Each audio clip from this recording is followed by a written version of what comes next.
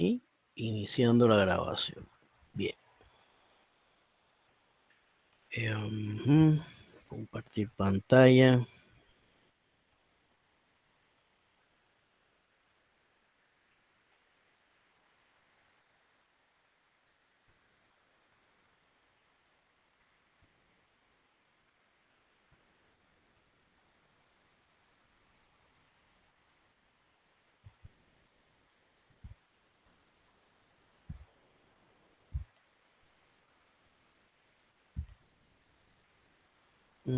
Esto no. A ver acá. Se ve. Sí, profe. Model, ok. Entonces estamos por iniciar la teoría monetarista, ¿cierto? Y la inflación. Correcto. Ok. Ya vamos al módulo 3. Esto va avanzando rápidamente. Ya nos resta solamente el 4, el 5 y ya seguido viene lo que es el proyecto integrador. Entonces acá tenemos teoría monetarista. Vamos a la presentación.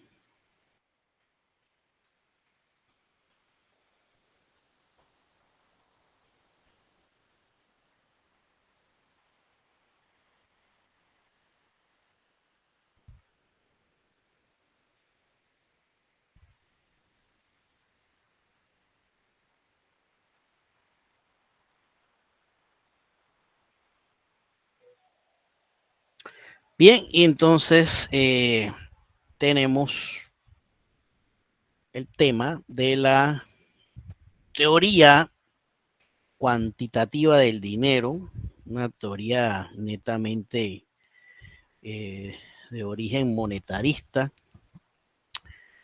Y tal como lo anunciamos en la clase pasada, pues estas teorías pues se oponen a ciertos planteamientos que tenía Keynes, ¿no? Ok, bien, vamos a ver lo que es esta teoría cuantitativa del dinero.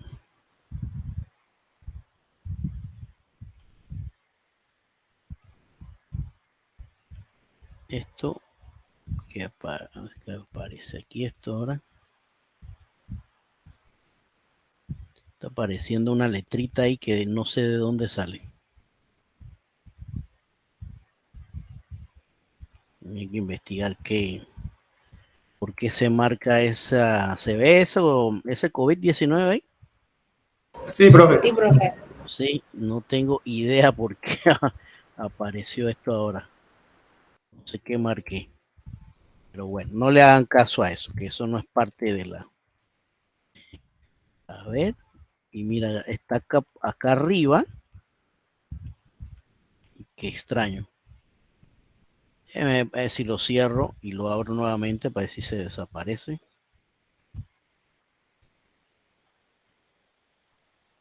Qué raro.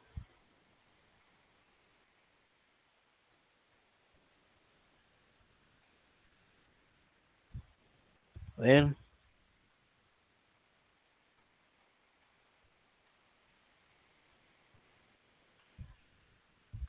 Bueno, aparentemente desapareció. Por arte de magia apareció y desapareció. Bien, entonces esta teoría es una teoría que determina el nivel de precio, ¿no? Establece la existencia de una relación directa entre la cantidad de dinero y el nivel general de los precios.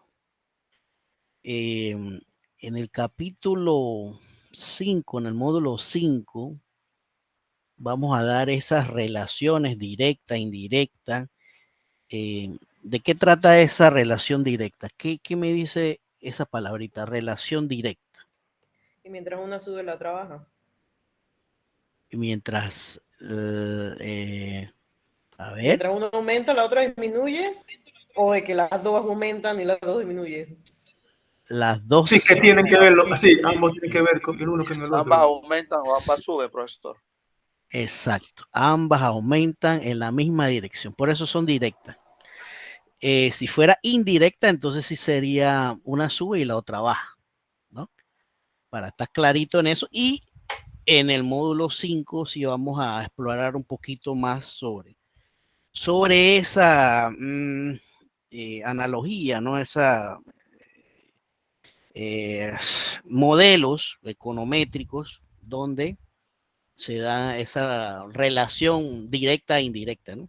Entonces, aquí dice, entre la teoría económica me está planteando de que si el nivel de precio, ¿no? Es una relación directa entre la cantidad de dinero y el nivel de precio. Entre más cantidad de dinero exista en una región, un país, en esa medida también van a elevarse los precios, es lo que me estaba diciendo, ¿no? En otras palabras, la teoría sostiene que las grandes fluctuaciones del poder adquisitivo del dinero se deben a cambios en la masa monetaria o cambios en la cantidad total de dinero en circulación. Y lo contrario, ¿no? Si la masa monetaria disminuye, también disminuye en teoría la inflación. En teoría, ok.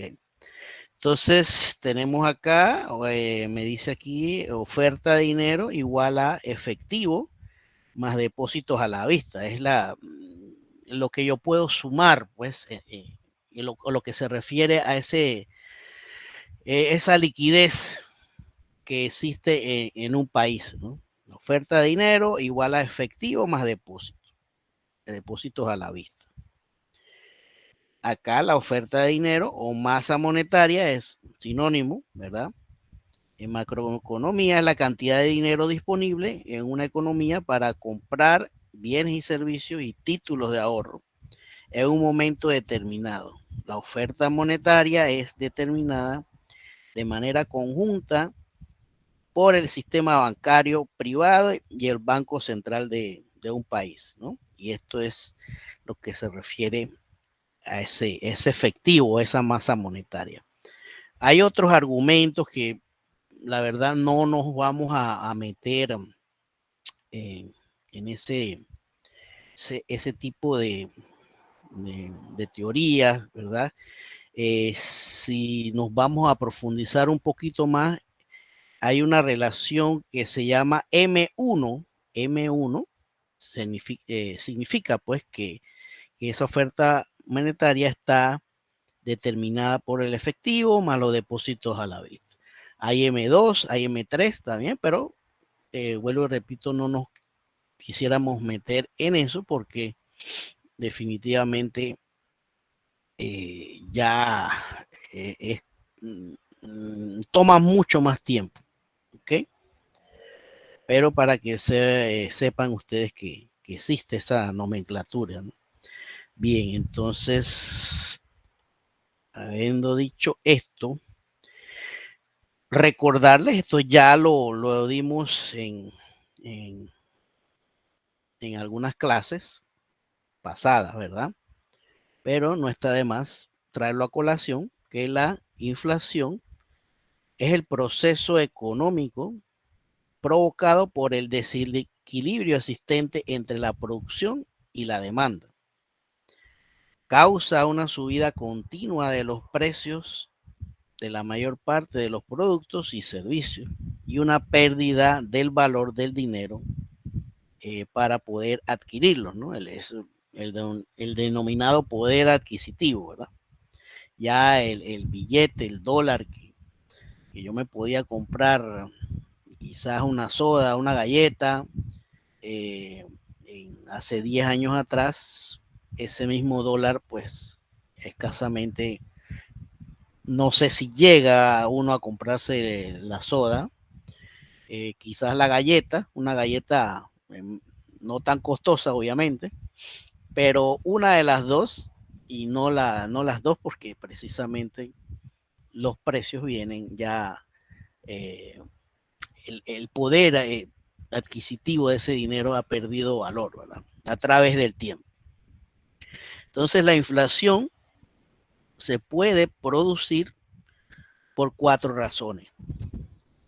Uno es el aumento de la demanda, esa demanda agregada, ¿verdad? Que ya vimos en la clase pasada, ¿no? La teoría de Keynes de la demanda agregada. Un aumento en la demanda agregada causa inflación. Aumento en los costos o costes de la materia prima, ¿verdad? Caso de reciente del aumento del combustible, ¿verdad? Que ya son aspectos ya microeconómicos, que de ahí también deriva lo que es la teoría monetarista, ¿no? Y eso es lo que no vino a observar Keynes, ¿verdad? En su momento, que una subida pues elevada de lo que es la inflación podría causar o podría causarse pues por el incremento en las materias primas, o sea, un incremento exorbitante, ¿no? Caso del combustible que genera un encadenamiento hacia otros rubros, ¿no? La energía, qué sé yo, el proceso de todas las maquinarias, de todos los alimentos también, ¿verdad? La logística. Ok, entonces también se da por expectativas o especulaciones, ¿verdad? Eso lo habíamos mencionado. Ante posible, digo, una inminente guerra, por ejemplo, causa pues algún tipo de especulación y tiende pues a subir los precios de alguna manera. Es un ejemplo, ¿no? Y la otra es un aumento de la oferta monetaria, como ya habíamos mencionado, y aquí es donde radica el cuarto punto, lo que vamos a mostrar la noche de hoy. Aumentos de la oferta o disminución también podría ser, ¿no? Pero en caso de la inflación, obviamente es un aumento de la oferta. Por otra parte, la deflación es lo contrario a la inflación, ¿verdad? Es una contracción de la oferta monetaria en una economía que puede provocar una rebaja general de los precios de una economía, es decir, lo contrario a la inflación. La disminución de los precios sucede como resultado de la reducción de la oferta monetaria que hace aumentar el valor de la moneda, incrementando así su poder adquisitivo. Con la misma cantidad de dinero podremos comprar más cosas cuando existe deflación de varios precios. Los servicios disponibles en una economía bajan de precio y por tanto se vuelven más baratos. Pareciese que la deflación es buena, ¿cierto? ¿Quién me dice algo al respecto?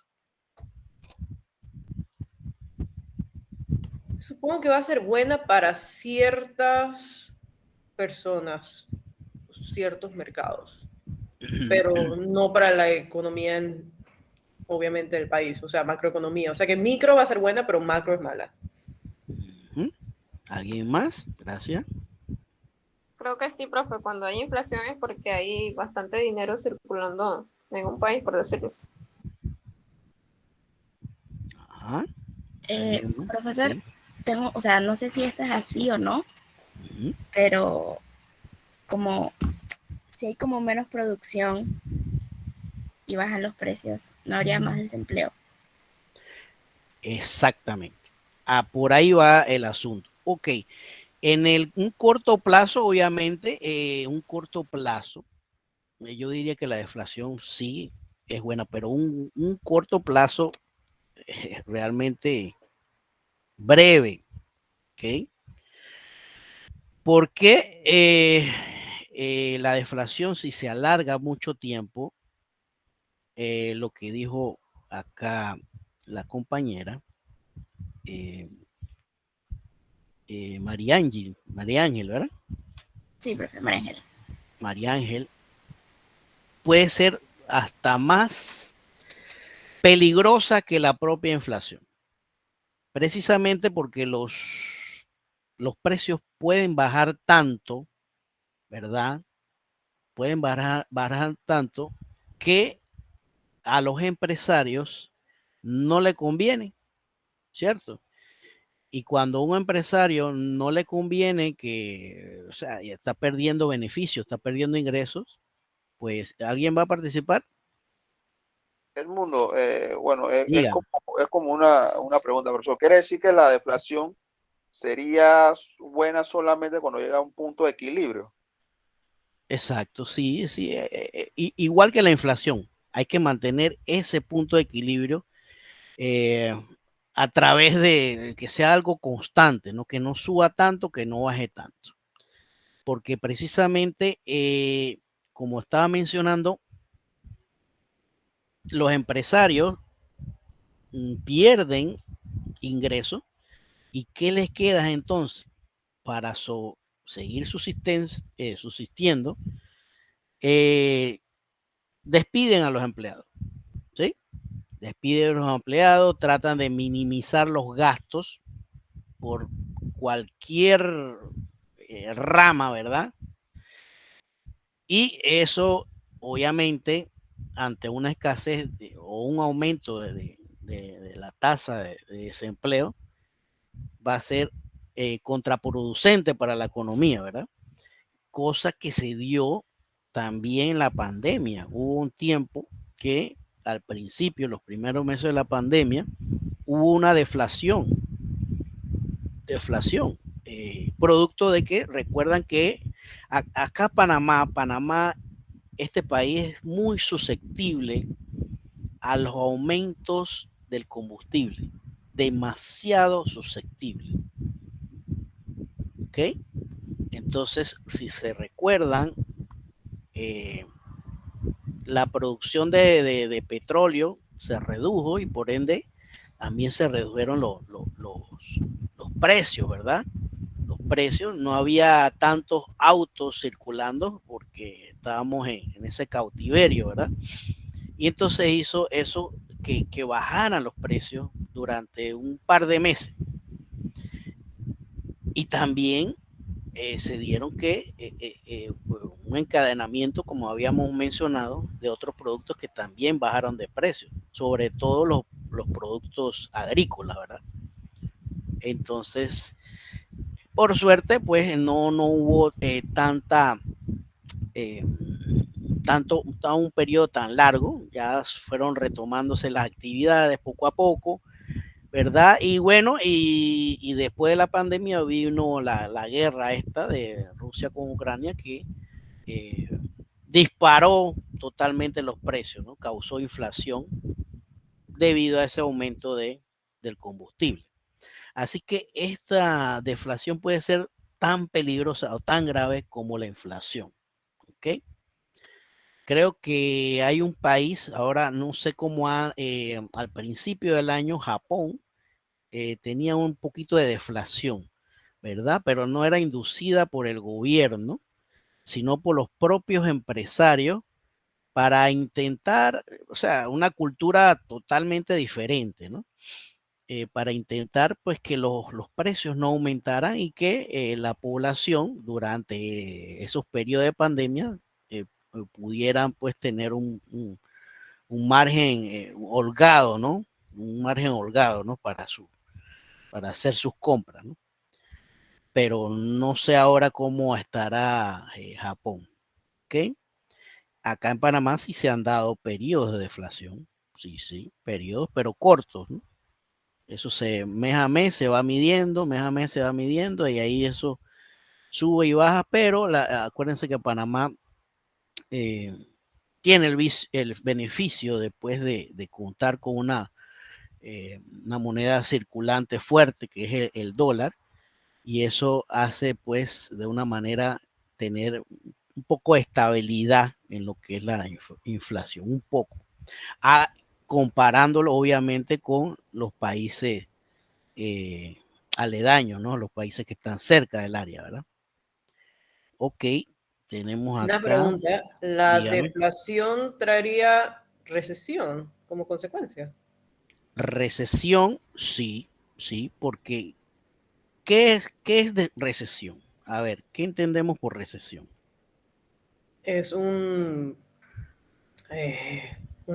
situación en que el país se detiene, o sea, no hay crecimiento económico. Desaceleración económica, es la palabra, ¿verdad? Desaceleración económica, sí, cierto, desaceleración económica. Imagínate, no hay empleos. Profesor, Ajá, dígame. ¿podría también una disminución de la oferta?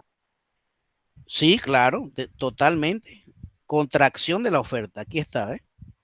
De la oferta monetaria y por ende, o sea, también, si al empresario no le conviene porque estoy perdiendo dinero, ¿verdad?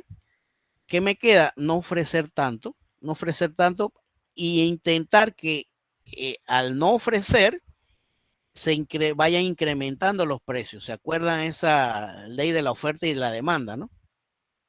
De donde está la escasez y donde está el excedente, ¿verdad? Yo lo que quiero es crear una escasez, no me conviene, ¿verdad?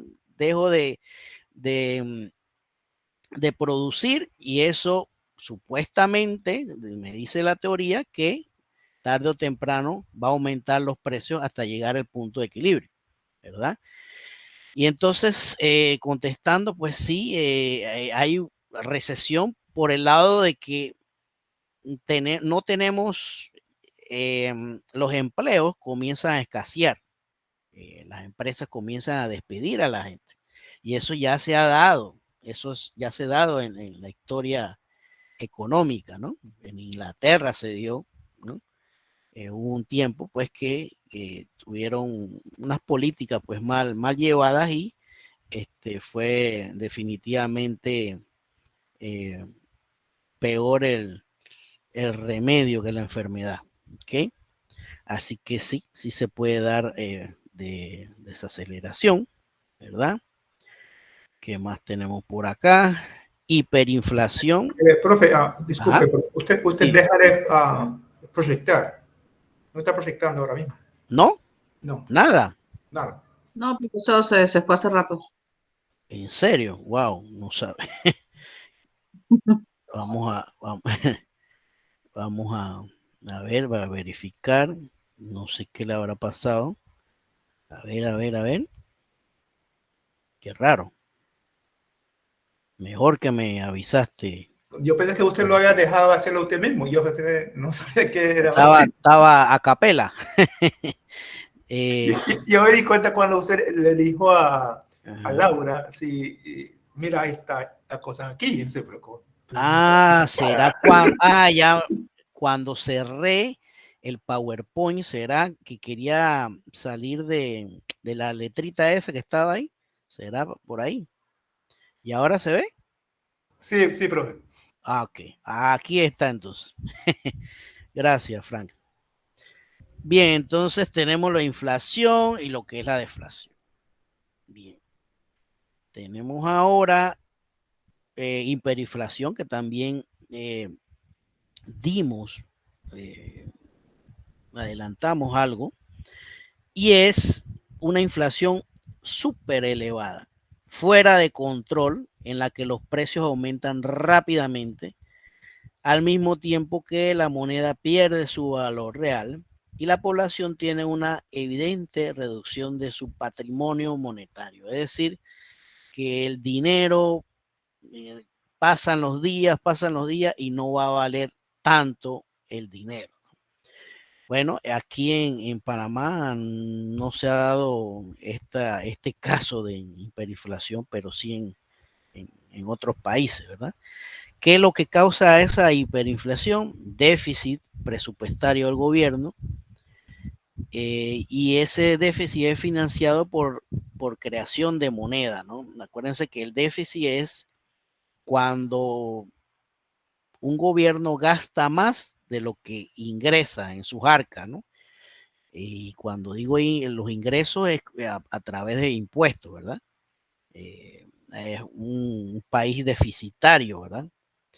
Entonces, agitaciones sociopolíticas, ¿verdad? Huelgas, por ejemplo, colapso en la oferta agregada, ¿verdad?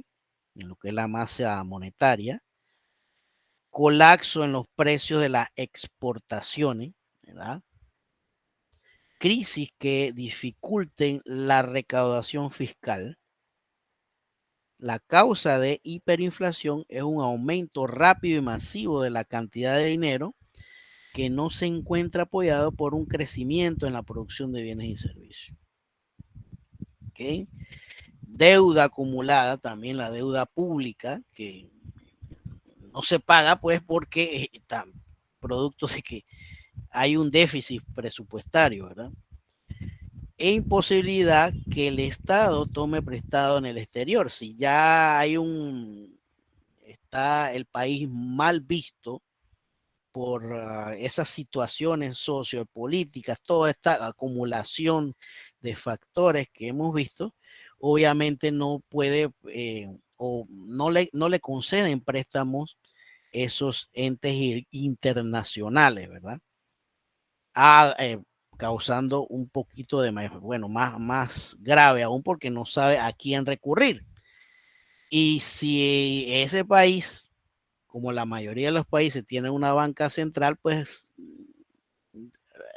en última instancia recurre a la banca central para imprimir dinero, y entre más dinero exista, pues mayor será la inflación. Así que será peor esa medida, ¿no? Esa medida. Así que imagínense. Eso por un lado, lo que es la hiperinflación. La estanflación también habíamos mencionado, que es la combinación de la inflación más el estancamiento económico. O sea, la demanda agregada se estanca, desaceleración económica, ¿verdad? Dicho fenómeno une estos dos conceptos que cuando se produce a la vez son devastadores para la economía. La causa, las sociedades generan mecanismos institucionales como subsidios de desempleo, ¿verdad? Salarios mínimos, segmentación de mercado laboral, entre otras, que hacen que la economía reaccione de forma distinta a la teoría. La teoría debería indicar que si aumenta la demanda agregada, ¿verdad? No debería existir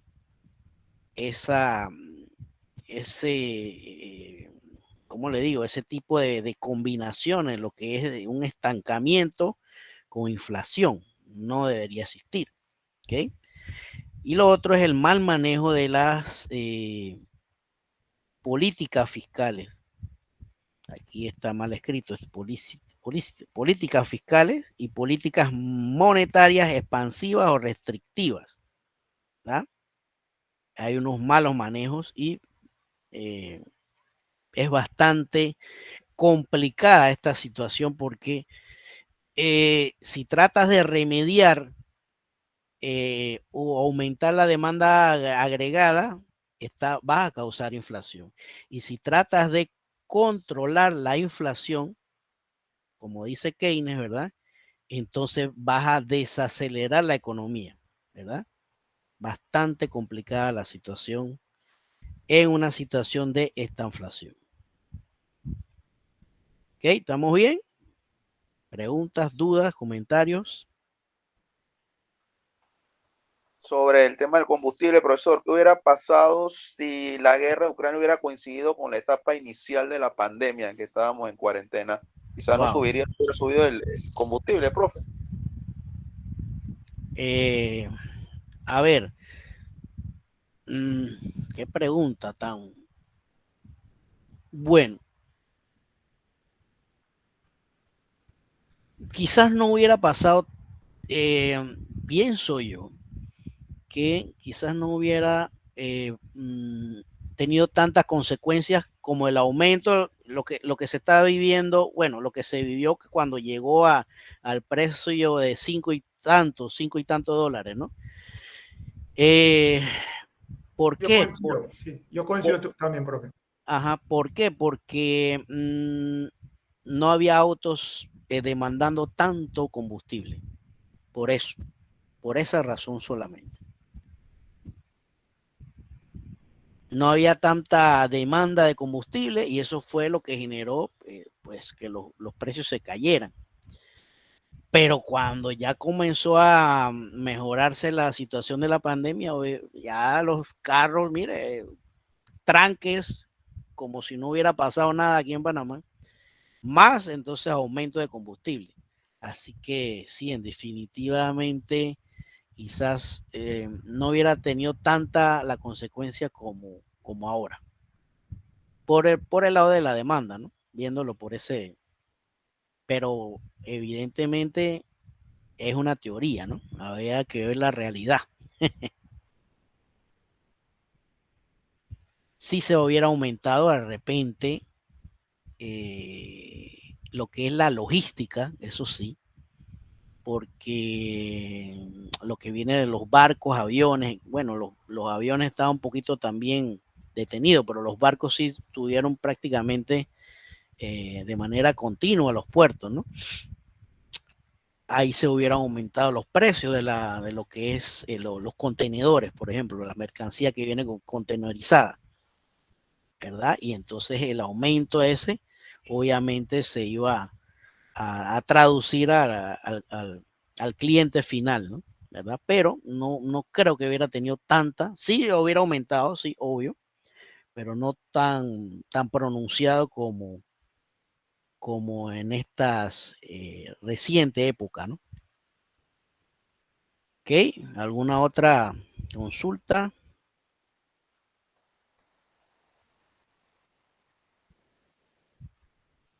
Bien, seguimos entonces. A ver qué hay por acá.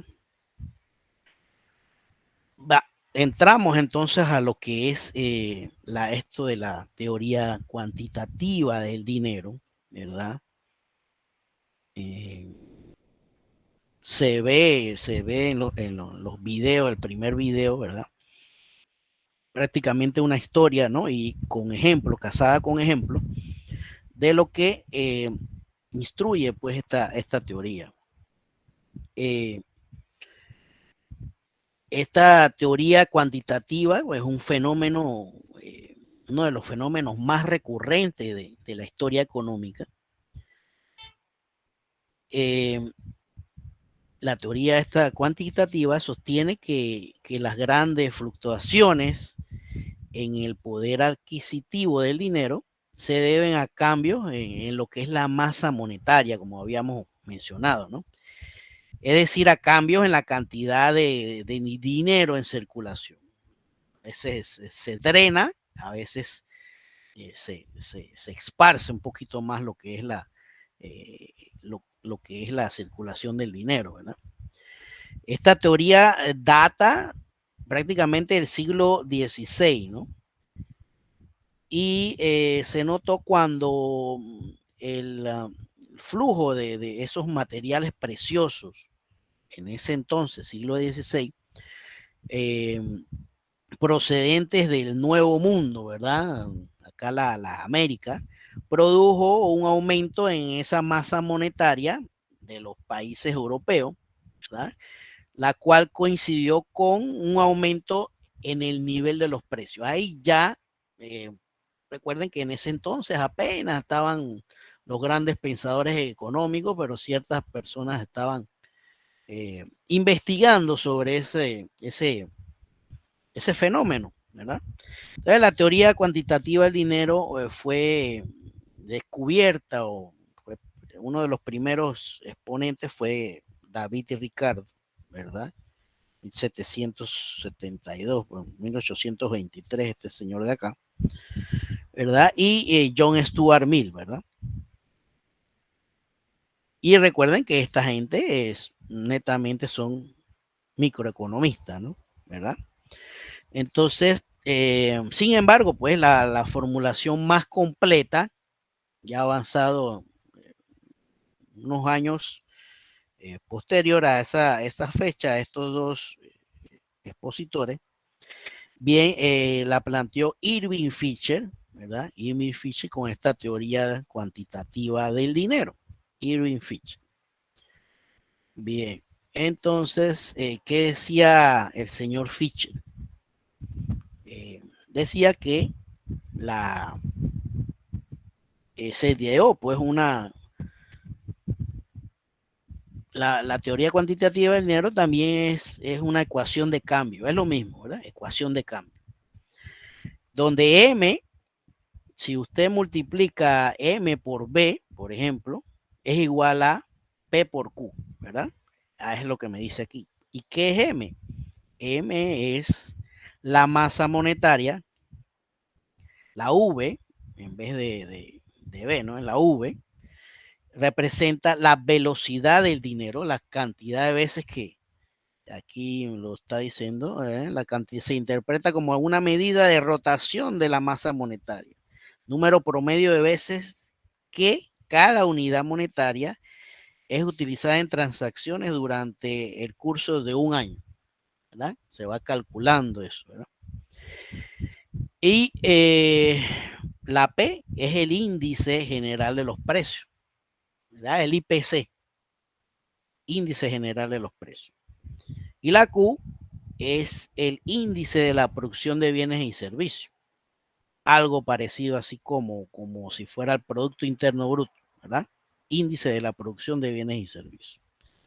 Entonces, con esta formulita, él observó, pues, cómo se generaba un tipo de inflación, ¿verdad? Deflación, hiperinflación, ¿verdad?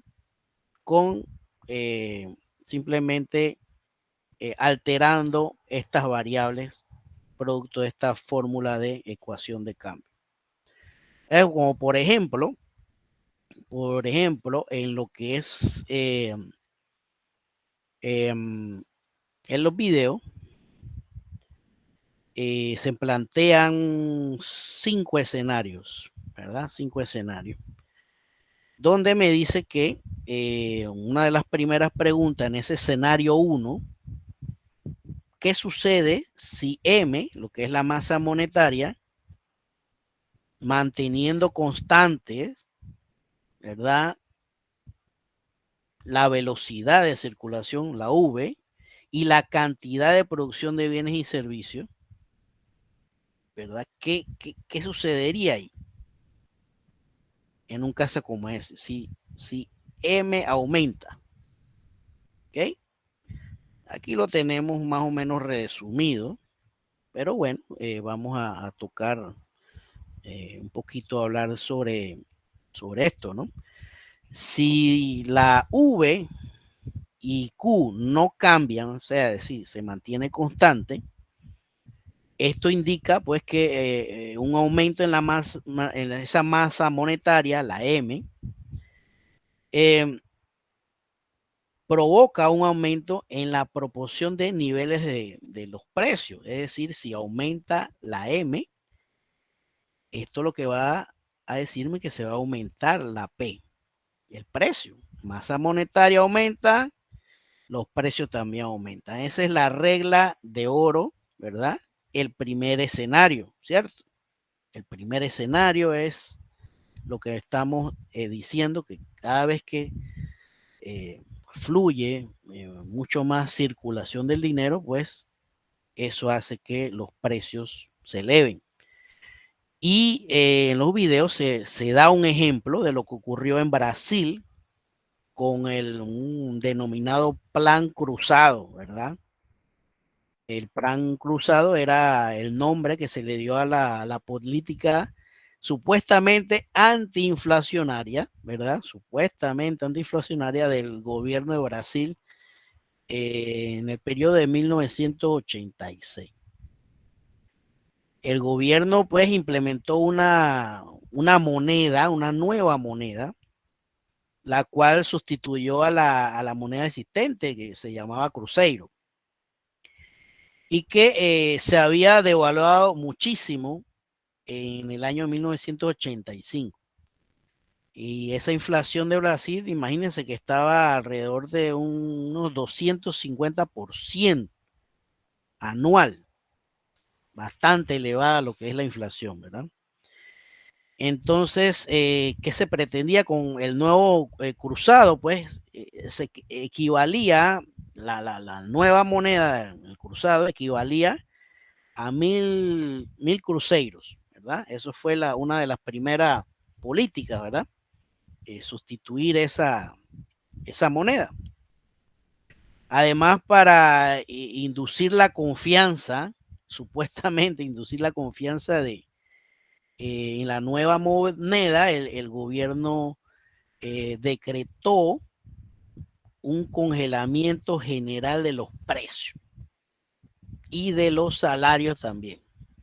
Imagínense, intentó pues lo de ahora, pues que hay algunos productos que están amparados, ¿verdad? Que no están protegidos, pero acá fue un aumento general de los precios, de todos los precios y de los salarios también. O sea, ya hay prácticamente, pues, pienso yo que comenzaron a fallar en ese modelito económico.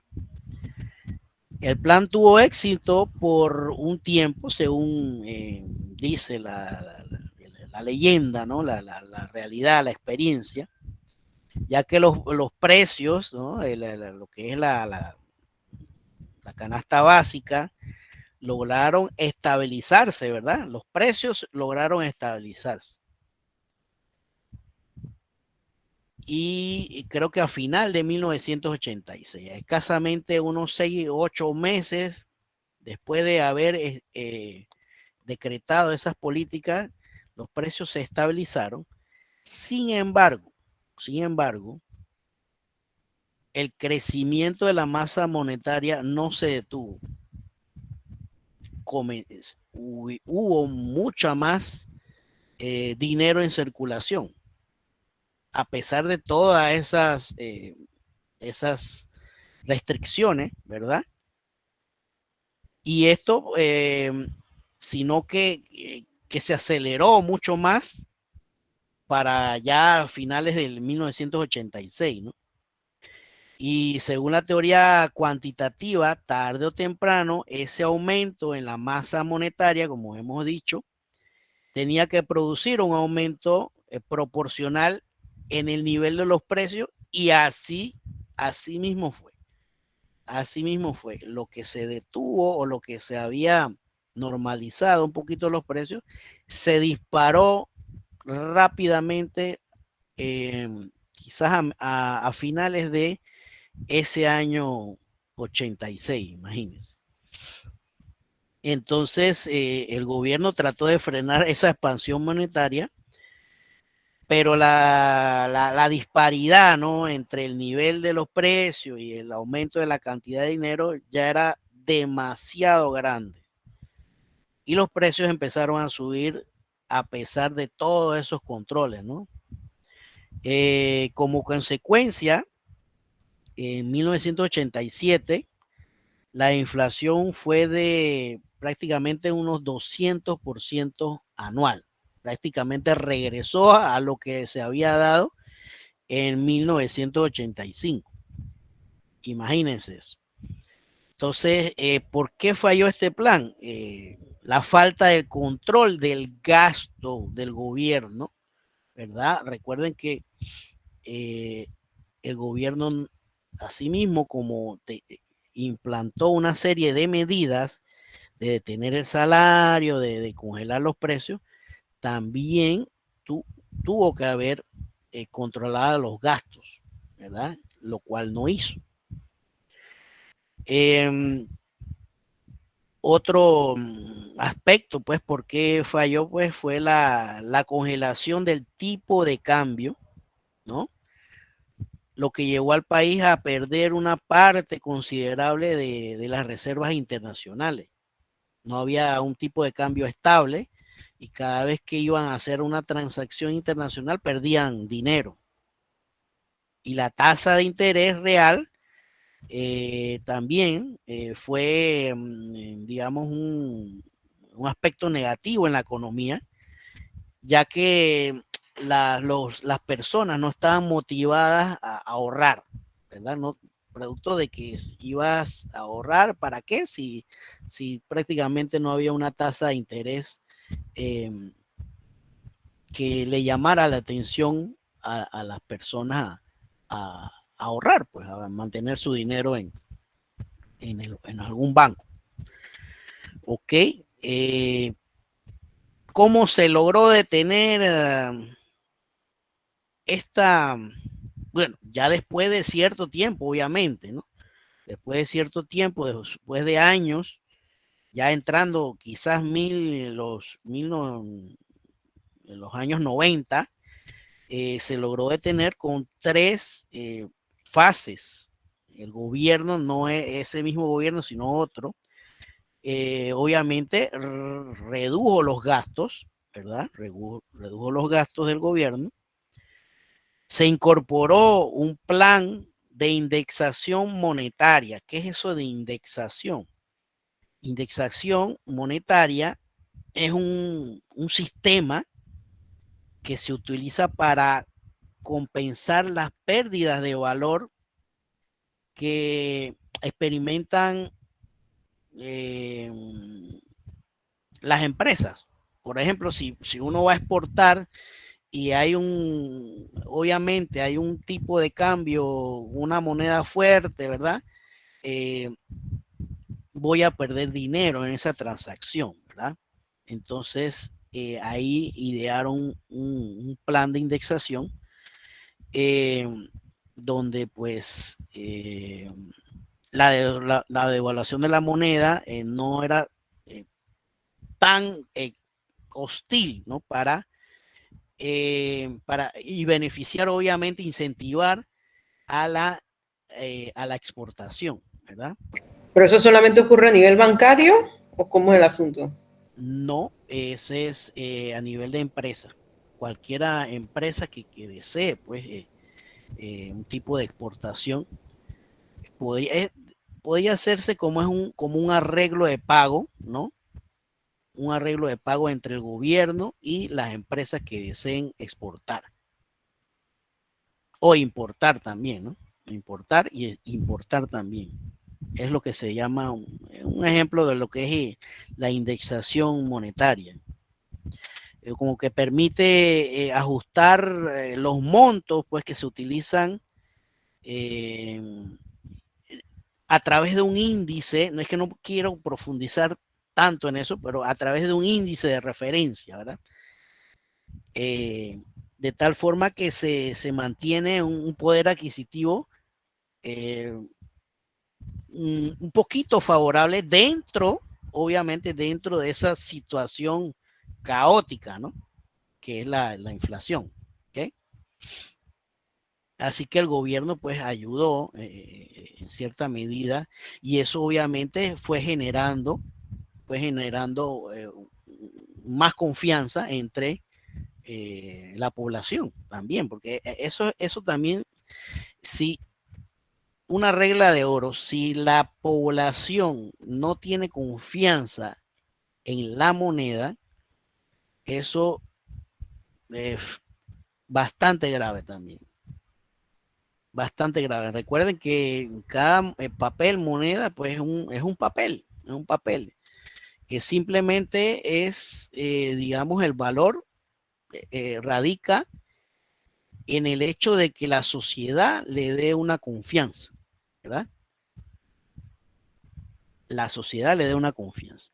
Y lo otro, la última fase fue que introdujeron, obviamente, una nueva moneda que se llama el real, ¿no?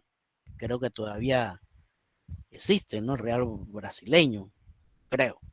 Sí, sí, sí. ¿Sí? Ok, perfecto. Imagínense. Y ahí, bueno, entre subidas y bajadas se ha mantenido un poco, aunque ha tenido bastantes situaciones adversas la economía de Brasil, pero no tan severa como se dio en ese 1986. ¿Okay? Bien, eso es en cuanto al escenario 1. ¿Sí? ¿Estamos bien acá? Escenario 1.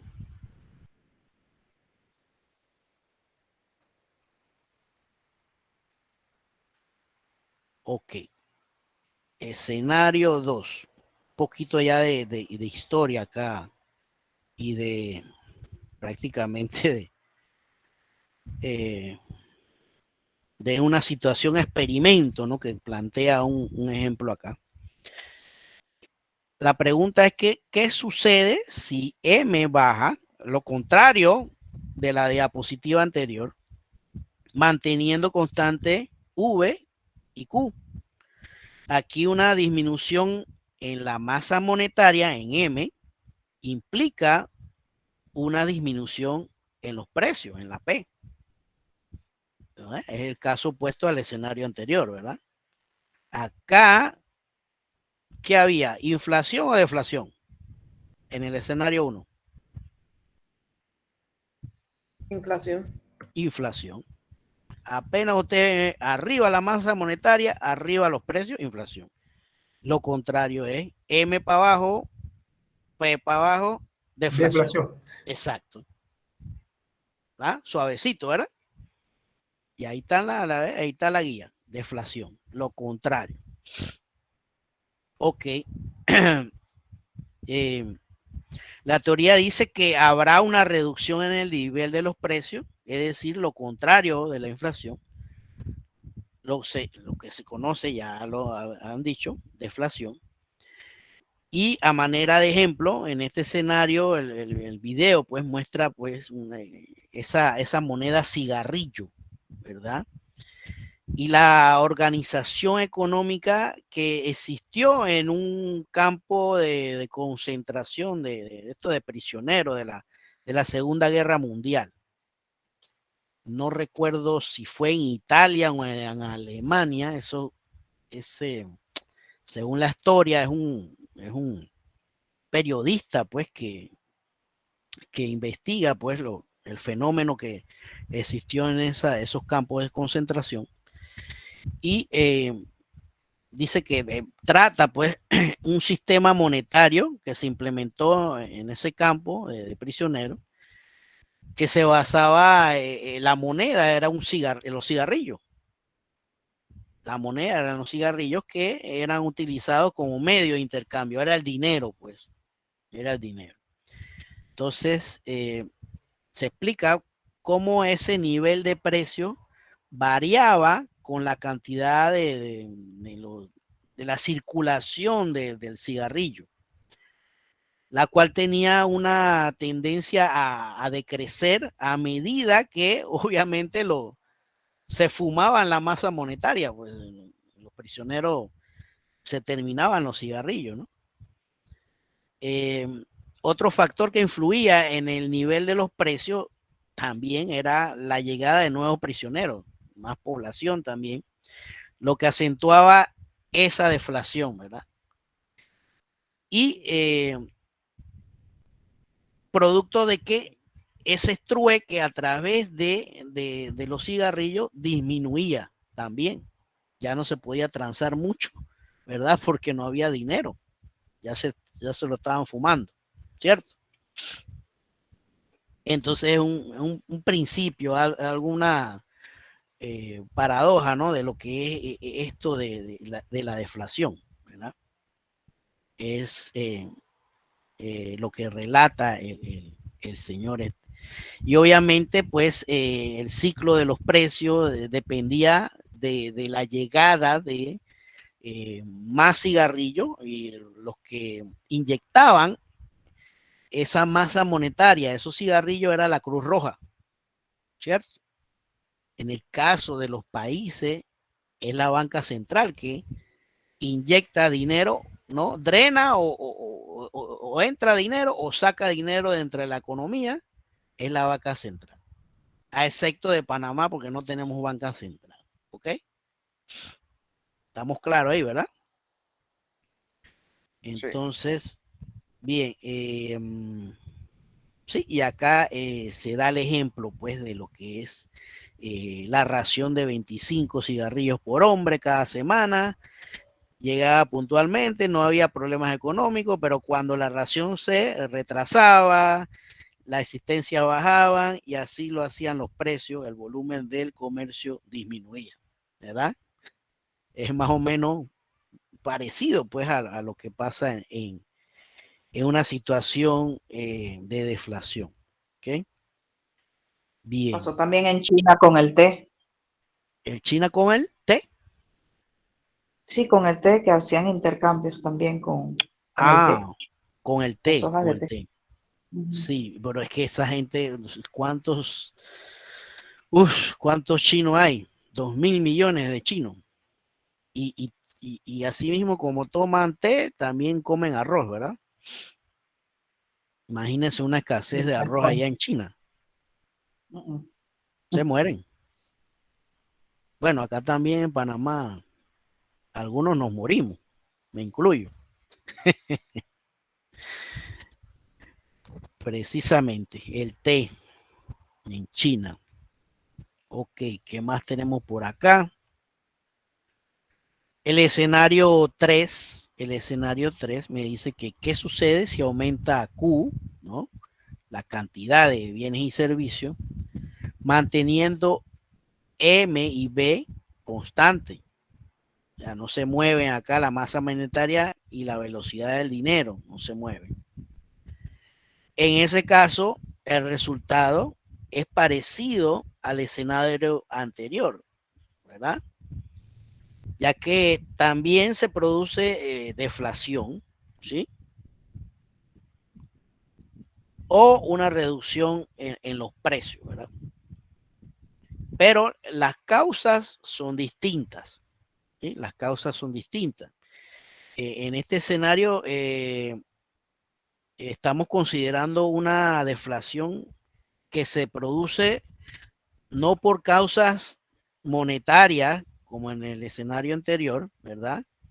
No como los cigarrillos ni la masa monetaria, no, sino que se da por aumento en la producción, ¿verdad? Aumento en la producción. ¿Qué me dice acá lo que es a manera de ejemplo? Pues se sitúa una deflación, o se dio una deflación mundial que ocurrió entre 1880, a ver si 1880 y 1900. En esa época, recuerden que predominaba el patrón oro. ¿Saben qué es el patrón oro, verdad? Sí.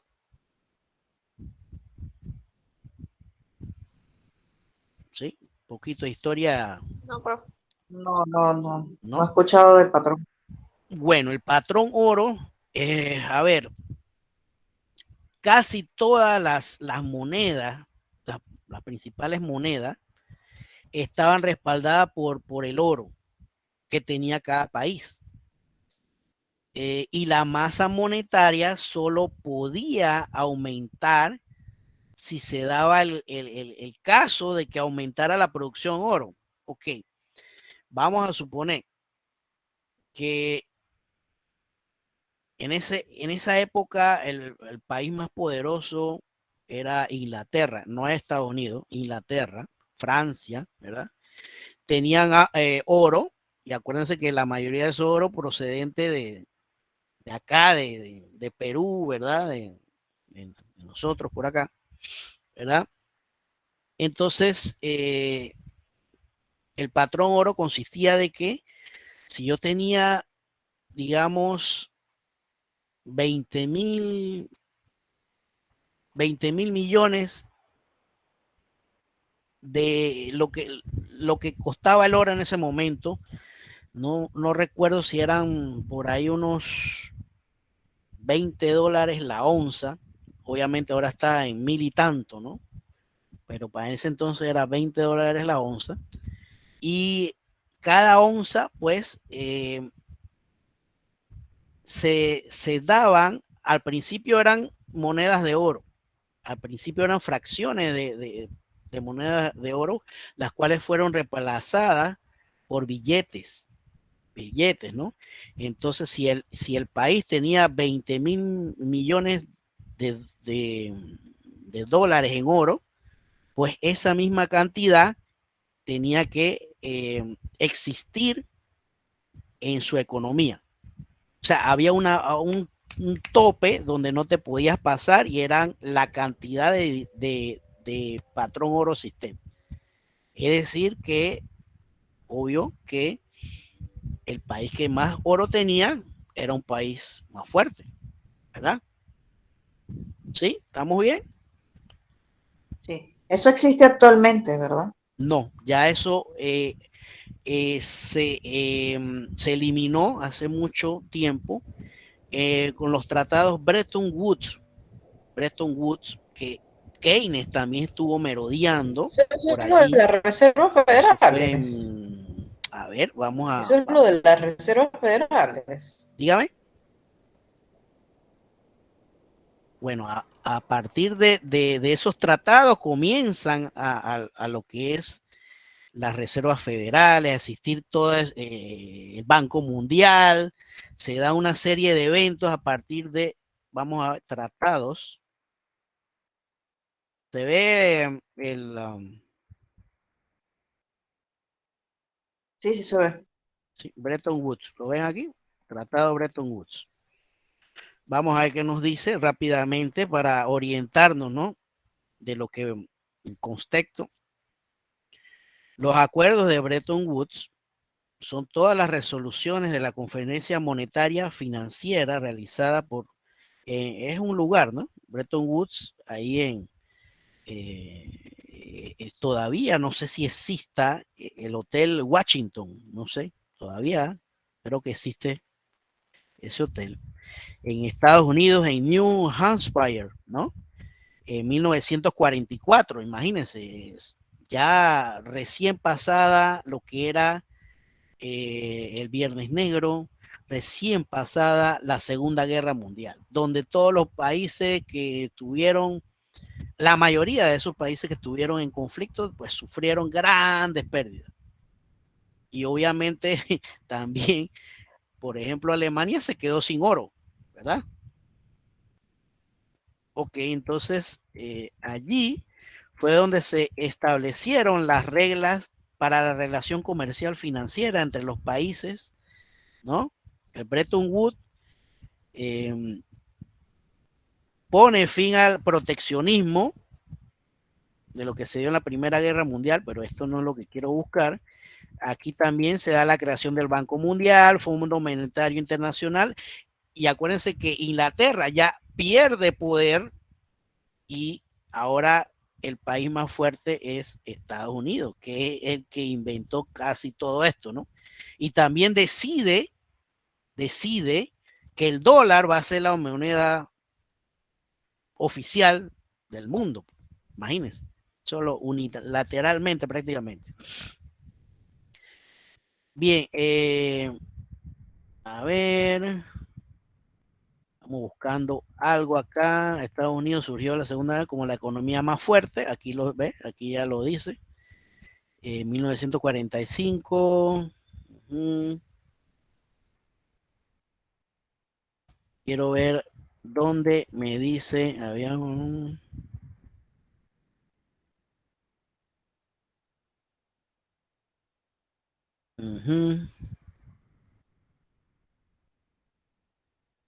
Estoy buscando, pero no me está diciendo.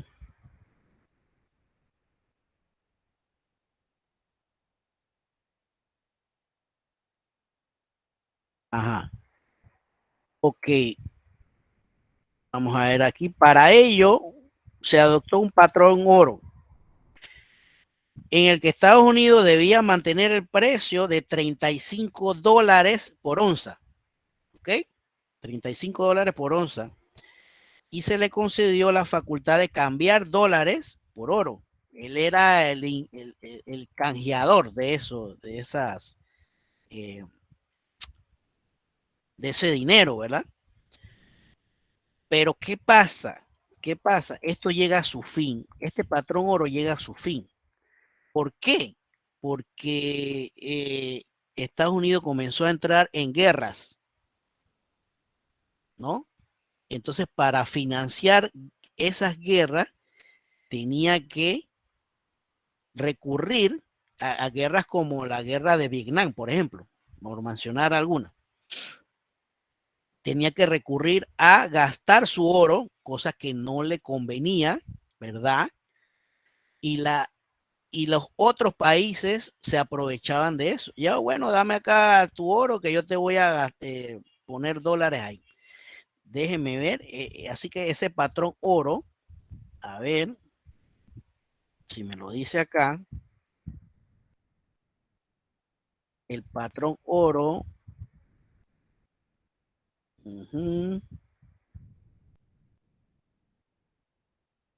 Durante los acuerdos de Bretton Woods se decidió adoptar el dólar estadounidense como divisa internacional bajo las condiciones de la Reserva Federal, ¿verdad?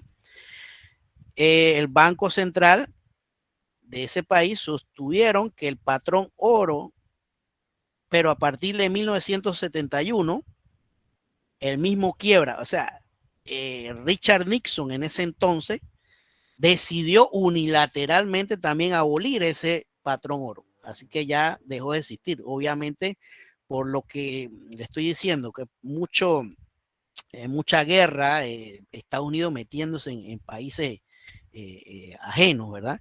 Entonces, producto para financiar esa deuda, estaba minimizando su base en oro, ¿verdad? Y los otros países se estaban volviendo poderosos. Y entonces, ya cuando decidieron finalizar eso en 1971, el dólar se convirtió de facto en una moneda fiat. ¿Y qué es esa moneda fiat? Bueno, es precisamente la confianza, lo que le estaba diciendo hace un rato, la confianza que usted le den a un dinero, porque eso es un papel, ¿cierto? El gobierno también, o sea, es un sello del gobierno, pero si la sociedad pierde la confianza, ¿verdad? Es simplemente un papel, ¿correcto? Pero eso es lo que se llama dinero fiat. Así sí que el dinero de hoy día, el dólar ese, no está respaldado por nada, sino por la confianza que usted y todos le estemos dando. ¿Me explico? ¿Sí? Ok, entonces se puede imprimir N cantidad de dinero en cualquier país. Ahorita ya no se respalda por la base del dólar, por el oro, sino que Sí. ya es infinito. Ahí entra, no, pero no puede ser infinito porque crea inflación, ¿verdad? Así que ahí entra la banca central a regular lo que es la Sí, la circulación del dinero. inyección de moneda. Sí, porque si no, causa inflación. Y es peor aún. Por eso es que nadie tiene su maquinita por ahí porque es ilegal, ¿cierto? Sí, Ok. se supone que Ajá. si no ocurre eso, no debe ocurrir eso, ¿no? Que si uno puede, eso tiene como un costo adicional o algo para imprimirlo. ¿En Estados Unidos o acá en Panamá? En cualquier lado, porque yo pensaba que si uno imprime, si yo tengo una máquina aquí para imprimir dinero, yo no creo que me afectaría. Pues lo que pasa, ilegal precisamente porque imagínense, uno comienza a tirar billetes y hay mucho más dinero en la calle y eso ocasiona un enorme digamos, deterioro, ¿no? Deterioro en lo que es la economía. Producto de lo que estamos diciendo, ¿no? Mucho dinero en circulación causa inflación. Así que mejor es que haya autoridades que mantengan. Mire, casualmente, mi hija, haciendo una pausa, fue a depositar un dinerito que tenía, unos 5 dolitas ahí al banco. Y parece que tenía una moneda, le dieron una moneda y ella no sabía, una moneda falsa, un Martinelli falso. Un Martinelli falso. Déjeme ver para ver si se aprecia. A ver, para que ustedes tengan en cuenta. Ok, a ver. Ok. A ver. Ok, ¿se ve? Sí, sí se ve. Bueno, esta es la real, ¿cierto? Y esta que está aquí es la falsa. ¿Se ve? Sí, a mí me ha pasado también con Sí. diferentes clases de monedas. ¿Notan la diferencia?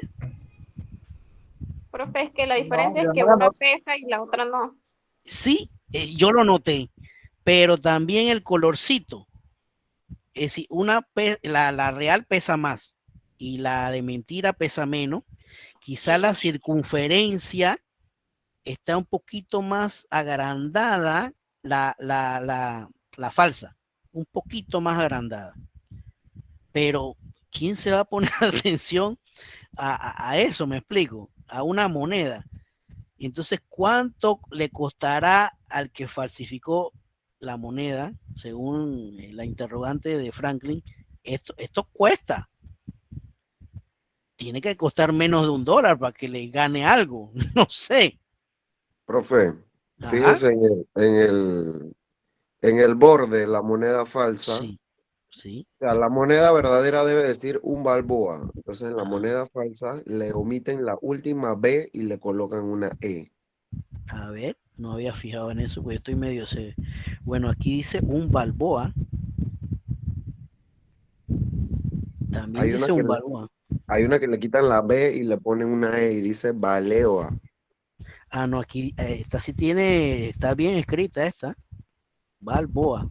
Mire usted. Falsificadores mejoran la técnica. Sí, sí, no, es que o sea, el colorcito también se ve más clarito la falsa. Pero, o sea, la pregunta que se hizo Franklin, ¿cuánto costará eso? Porque la real tiene un valor, no sé cuánto ahora mismo. Que eso no lo acuña acá, lo acuña en Canadá, ¿verdad? Bueno, Y eso tiene un profesor, valor. había monedas en Venezuela que eran de un bolívar, si no me equivoco, que eran Ajá. exactamente iguales a las de un balboa. Cuando yo llegué acá, las podía confundir fácilmente. No sé si eso también imprimen algo allí como para que se parezca al balboa y ya, pero eran exactamente iguales, el borde dorado, todo igual, solo cambiaba, era el sello, ¿no? Imagínense. En Ecuador también hay muchas monedas. No solamente el dólar, también los centavos también son parecidos Imagínense que si todos tuviéramos una maquinita de hacer dinero en casa, ¿verdad? Eso fuera un descontrol inmenso. Nadie tiene que trabajar, nadie trabajaría. Imagínense. Bien, seguimos acá. Donde, bueno, hicimos la pausa del patrón oro, ¿cierto? ¿Se ve el PowerPoint? Sí. Sí, profe. Sí, sí. Que estamos diciendo. Así, bueno, ejemplo, pues, de la deflación mundial, lo que ocurrió en 1880, 1900, por ahí. En esa época, pues, como habíamos dicho, predominaba todo lo que es el respaldo de monedas en ese patrón oro. Pero obviamente los yacimientos grandes de oro se habían producido en las minas de California, ¿verdad? En 1845 y en Australia también en 1850. Y después de eso, en 1880, ya esos yacimientos estaban prácticamente agotados, ¿verdad? Y no hubo nuevos descubrimientos hasta por allá del siglo XIX, cuando se descubrió en Alaska y Sudáfrica algo de oro, ¿verdad? Y bueno, y a veces hay algunos que otros pepitas de oro por ahí, pero no grandes descubrimientos así de oro, ¿no? Entonces, bien, lo que es la masa monetaria mundial se mantuvo prácticamente constante, ¿verdad? Producto de ese patrón oro. no se subía tanto ni bajaba tanto porque no había yacimiento de oro, se mantenía constante. Y ese fue uno de los mejores periodos de prosperidad para la economía, imagínense, mantener una masa monetaria estable. Entonces, Inglaterra, que era el país más poderoso del mundo, en ese periodo obtuvo una disminución en el nivel de los precios del 2% anual durante un periodo de 20 años. Se mantuvo estable, casi no creció la inflación por un buen periodo. Y esto pues confirma pues la predicción de que la teoría cuantitativa, ¿no?, del dinero, que con una masa monetaria constante y un aumento en la producción de lo que es los bienes y servicios, produce una reducción en el nivel de los precios, ¿verdad? Ese es el escenario 3 que podemos concluir. Venimos al escenario 4 rapidito, ¿verdad? Y entonces me dice ese escenario 4 que manteniendo la V, la velocidad de circulación, ¿qué sucede si aumenta M y también aumenta Q? ¿Verdad? Pero no son, ese aumento no es proporcional, no es un aumento proporcional, ¿verdad? Entonces, aquí se va a producir un aumento en los precios, ¿verdad? Pero ese aumento en los precios es menor que el aumento de la masa monetaria, ¿no? Ya que en este caso, ese aumento en la cantidad va a compensar parte de lo que es el aumento de la masa monetaria, por lo que los precios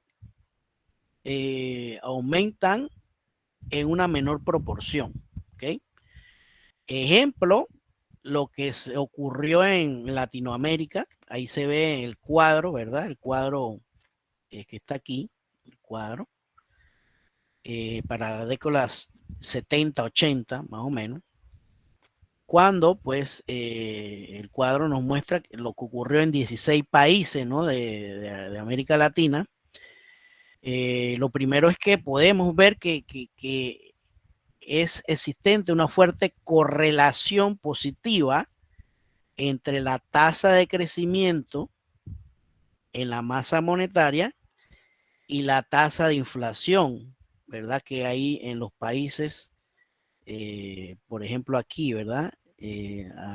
Tasa de crecimiento, por ejemplo, Chile, ¿verdad? Es el primerito. Una tasa de crecimiento de 145.3 y una inflación prácticamente correlacionada con esa tasa de crecimiento, ¿verdad? ¿Cuál fue aquí el crecimiento del PIB real? Lo que fue Brasil, 8.4%, y también un crecimiento monetario, y se da una inflación prácticamente a la par, ¿verdad? Ecuador, 8.8% del PIB, el incremento de la tasa monetaria 24.5, pero bueno, la inflación no estuvo tan alta como otros países, ¿verdad? Honduras, bueno, para ese entonces creció levemente la economía y la masa monetaria también no creció tanto, pero la inflación también estuvo prácticamente más baja que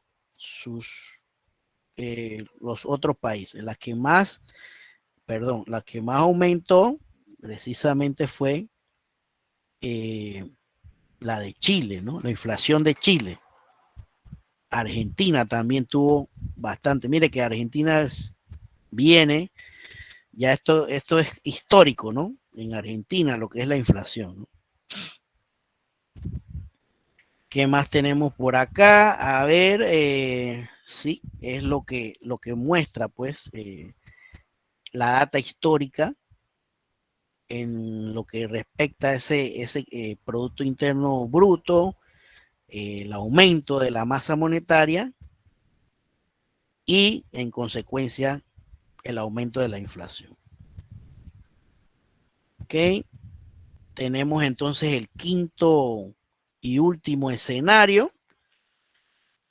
Si Q no cambia, ¿qué sucedería si aumenta M y V? Ok, imagínense, esto es interesante este caso. Aquí pues el aumento en el precio es mucho mayor que el aumento en la masa monetaria, evidentemente, ¿verdad?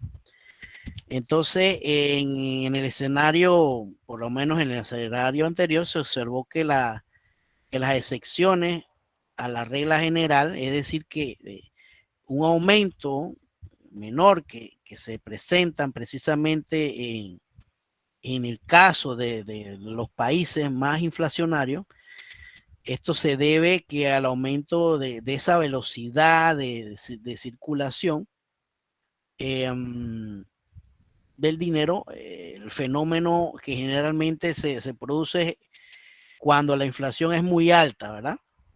Entonces, cuando se aumentan los precios, es muy rápido y el dinero, esa volatilidad pues del aumento de la inflación, también se da que el dinero vaya perdiendo rápidamente su valor.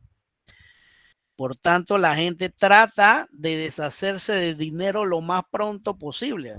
Si te están pagando un salario, trata de comprar los bienes, ¿verdad? Y los productos antes de que aumenten de precio.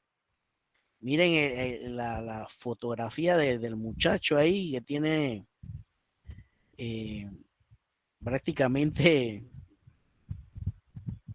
qué sé yo, uno, por decirle alguna cifra, 5,000 billetes, 10,000 billetes, pero esos 5,000, 10,000 billetes que tengan en la mano, prácticamente no llegan ni a $2, $3, en una hiperinflación, porque este fenómeno se trata de una hiperinflación, una inflación desmesurada, ¿verdad? Entonces, obviamente, pues esto ocurre cuando se da una inflación, esa hiperinflación más o menos se da encima o por arriba de un 50% mensual. Ya se trata de un fenómeno de hiperinflación, ¿verdad? Mensual. Uno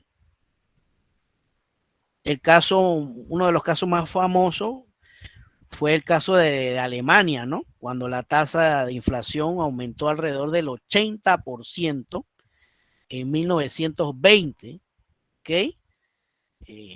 Más o menos ahí alrededor de la Primera Guerra Mundial, y más de 450% anual en 1923. Imagínense. Y no fue la primera vez, en Alemania también se volvió a dar en el caso de la Segunda Guerra Mundial, ¿verdad? Que la gente, imagínense, cuenta la leyenda que venían con sus carretas su carretilla de dinero, ¿verdad? Y hacía mucho frío para ese entonces, ¿verdad? Y todo el dinero que estaba en la carreta prácticamente no se podía comprar un carbón para la calefacción. Así que optaban por quemar el dinero que no valía nada prácticamente. No valía nada para calentarse. Es lo que dice la leyenda, ¿no?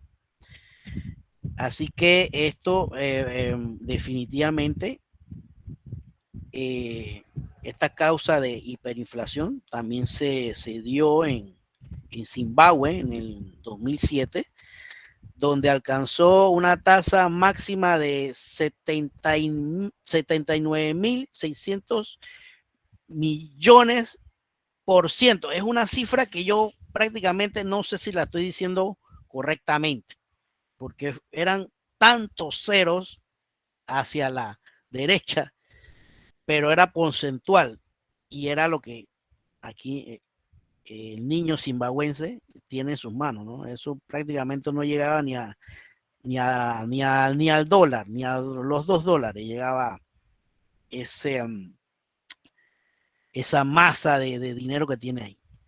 ¿Ok? Bien, entonces, ¿qué más tenemos por acá? En Nicaragua también se dio casos de hiperinflación que el dinero, cuenta la historia, el dinero iba elevándose tanto que le ponían sellos de esos sellos manuales, ¿no?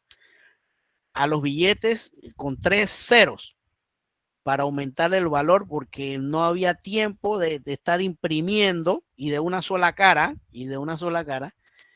imprimiendo porque la volatilidad en los precios era demasiado alta. ¿Ok? ¿Qué me dice acá? Aplicado al sistema monetario. Los europeos saben que el principal responsable de la burbuja económica, y esta es una reflexión, la burbuja económica y financiera que han sufrido es el Banco Central. Monopolio público de emisión de la moneda, creador de la inflación y que fija por decreto el tipo de interés que debería fijarse libremente en el mercado. Bien, no tenemos que acudir al pasado y al patrón oro para ver cómo funciona un sistema financiero donde la oferta monetaria está completamente dirigida por el mercado. O sea, no hay intervención ni de una banca central ni del gobierno. Tenemos un ejemplo, aplauso para nosotros, a Panamá, que es el único país latinoamericano que no ha experimentado un colapso financiero o una crisis monetaria de su independencia. Porque antes de la independencia, cuando estaban los pesos colombianos, sí la hubo. La inflación media de los últimos 20 años fluctúa entre 1% y 3% anual. Al no haber autoridad monetaria en Panamá, la cantidad de dólares que circulan en esa economía depende exclusivamente del sector productivo. Es por medio de la libre oferta y demanda de dólares que se regula la estabilidad monetaria de Panamá. En otras palabras, al no haber banco central, no hay prestamistas de última instancia. Ahí también hay un problemita para nosotros. No hay nadie que nos preste, la banca central no nos puede prestar, y entonces tenemos que recurrir a endeudarnos con los bancos, ¿no? Las instituciones financieras. Y no hay un seguro de depósito, por consiguiente, los bancos están obligados a actuar responsablemente para mantener a flote la ausencia de la banca central. Es decir, que los bancos, a través de las inversiones, ¿verdad? A través de los depósitos, son los que, sobre todo los bancos internacionales, son los que inyectan dinero o sacan dinero de la economía y mantienen una estabilidad que no cause inflación. ¿Ok? Panamá desde 1971 decretó al sector, bueno, eso, bueno, listo. ¿Qué opinan sobre eso? Pregunta rápida, lo del final, dice, en el pasado cuando el gobierno intentaba influir en la masa monetaria inyectando dinero fresco del exterior a través de la deuda, buscando así promover una recuperación, la banca ha respondido sacando parte del exceso del circulante a ultramar. Exacto, para mantener el balance. Ajá. ¿Cómo es eso? Bien, digamos, viene un proyecto de estos megaproyectos, el gobierno no tiene el dinero, emite bonos, 2.000 millones de dólares, por ejemplo. Vienen esos 2.000 millones, Banco Mundial le presta los 2.000 millones de dólares, ¿verdad? Vienen los 2.000 millones, lo depositan, el Banco Nacional podría ser, ¿verdad? Ya hay una masa monetaria, entonces evidentemente los otros bancos que son los más rentables o el mismo propio Banco Nacional trata de hacer una inversión en el extranjero y ahí se van, sacan esos, no vamos a decir los 2.000 millones, pero sacan por lo menos la mitad, 1.000 millones, ¿verdad? Y ahí más o menos se nivela lo que es la economía. O sea, los mismos bancos cuando tienen mucho dinero en inversiones aquí en Panamá, lo pueden invertir en otros países. ¿Me explico? Y así es que se mantiene lo que es el nivel de la masa monetaria aquí en Panamá.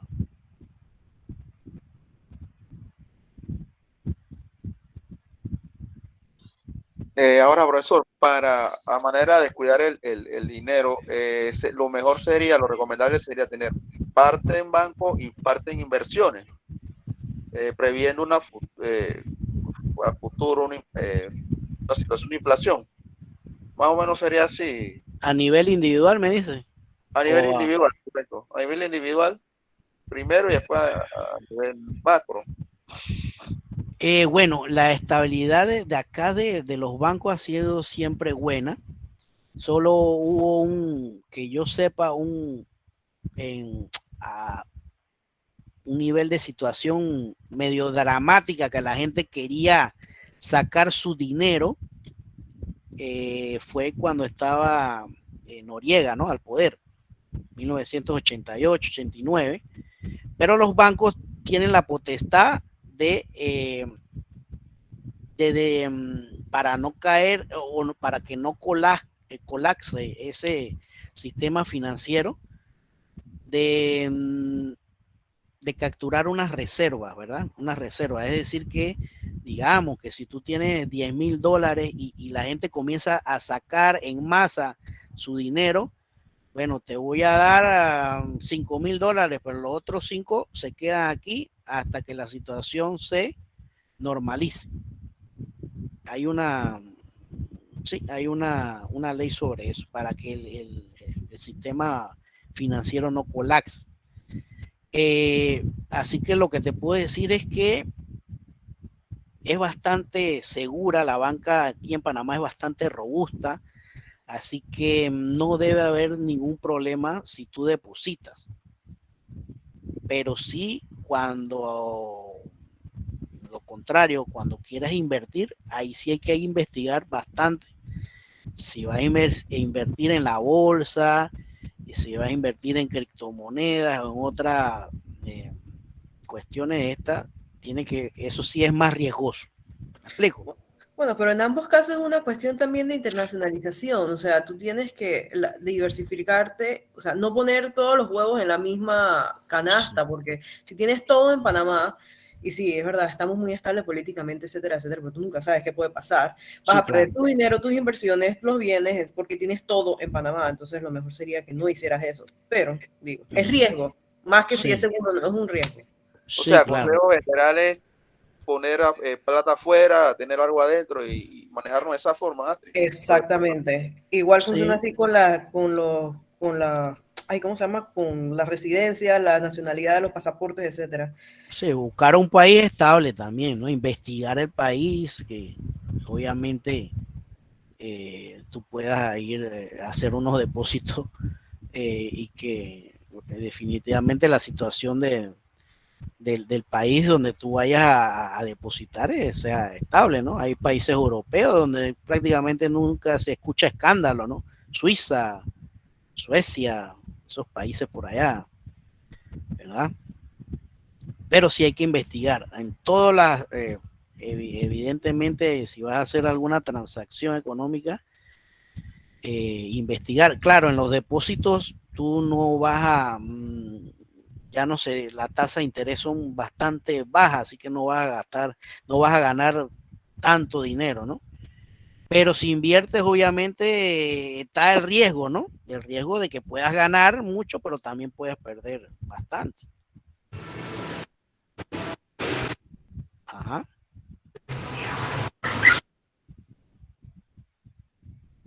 ¿Sí? ¿Alguna otra consulta?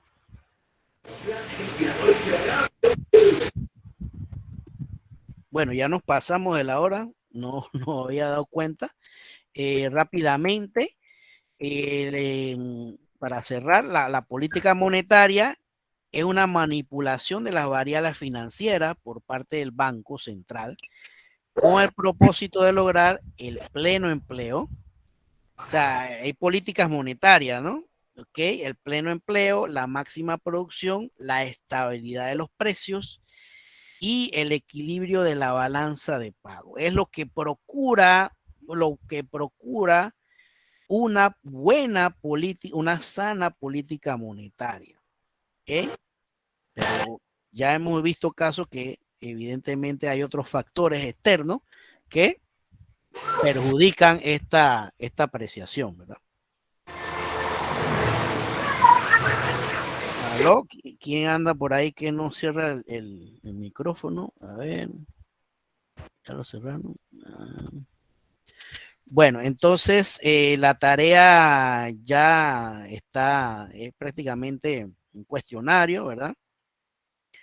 Esta es la tarea de este módulo, unas 5 preguntitas y también completar un cierto y falso y lo que es un pareo. Eso ya lo tienen ustedes en la sección de lo que es la sección de la tarea, ¿no? Que es esta de aprendizaje asíncrono, ¿verdad? Así que, bueno, esto ha sido todo por hoy. No sé, alguna consulta final, que ya nos pasamos del tiempo. Profesor, no está habilitada la del módulo 4 para entregar la tarea del módulo 4. La del 4, ya tú vas por allá. ¿Ah? Sí, ya yo casi ya le entrego el trabajo final. Ya. Ok, la tengo oculta, pero sí la voy a, si la tengo oculta, voy a revisarla para ver qué pasa. Y la 5, no voy a hacer que te me adelante, todavía no la tengo, pero sí la voy a hacer. ¿Ok? Okay, okay. Déjame habilitarla, no sé por qué la oculté. Voy a darle una revisadita y la habilito tan pronto la verifique. ¿Qué más? Profe, Listo, yo tengo una profesor, gracias. consultita. Diga. Lo que es la formación bruta de capital fijo, me tiene un poquito enredada, no sé qué exactamente se refiere. Habíamos dicho la clase anterior que hay que sumarla como capital, ¿no? Como inversión, como la I, Ok, profe. ¿sí? ¿Se acuerda, no? Consumo más inversión, esa I, inversión es formación bruta de capital. Gracias, profe. Ok.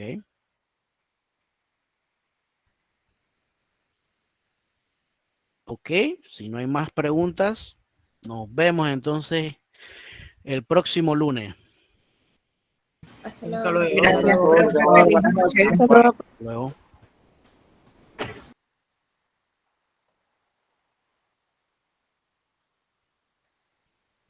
Sí, buenas noches, profe. Hasta luego.